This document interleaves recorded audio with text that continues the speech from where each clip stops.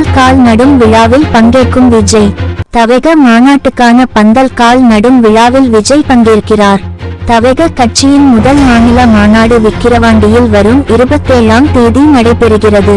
இதற்கான ஏற்பாடுகள் தீவிரமாக நடைபெற்று வரும் நிலையில் நாளை காலை 4 மணி முதல் 6 மணிக்குள் பந்தல் கால் நடப்படுகிறது. இதில் ஏராளமான கட்சி நிர்வாகிகள் பங்கேற்கின்றனர். பூமி பூஜையை தொடர்ந்து பிரம்மாண்ட பந்தல் மேடை அமைக்கும் பணிகள் தொடங்குகிறது.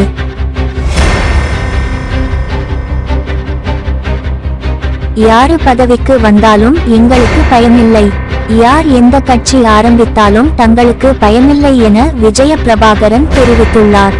தொண்டர்கள் மத்தியில் பேசிய அவர், யார் எந்த பதவிக்கும் வந்தாலும் நீ பொட்டு வச்ச தங்கக்குடம் பாடல் தான் இன்றும் ஹிட் என்றார். மேலும் தேமுதிகவுக்கு சிறிய ஸ்டார்டிங் ட்ரபுள் இருப்பதாகவும் வருங்காலத்தில் திமுக அரசு நடத்திய பார்முலா கார் பந்தயத்தை விட தேமுதிக வேகமாக முன்னேறும் எனவும் நம்பிக்கை தெரிவித்தார். சமந்தா குறித்து சர்ச்சை பேச்சு வாபஸ் பெற்ற அமைச்சர். நடிகை சமந்தா குறித்து தான் கூறிய கருத்தை வாபஸ் பெறுவதாக தெலங்கானா அமைச்சர் கொண்டா சுரேகா தெரிவித்தார். தனது கருத்தின் நோக்கம் ஒரு தலைவர் பெண்களை இழிவுபடுத்துவதை கேள்வி கேட்பதே தவிர உணர்வுகளை புண்படுத்துவது அல்ல என்று விளக்கமளித்தார்.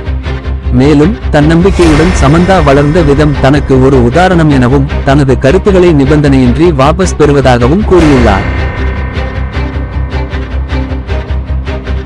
நடிகர் ரஜினி நாளை டிஸ்சார்ஜ். அப்பல்லோ மருத்துவமனையில் அனுமதிக்கப்பட்டுள்ள நடிகர் ரஜினி நாளை வீடு திரும்பவுள்ளதாக தகவல் வெளியாகியுள்ளது.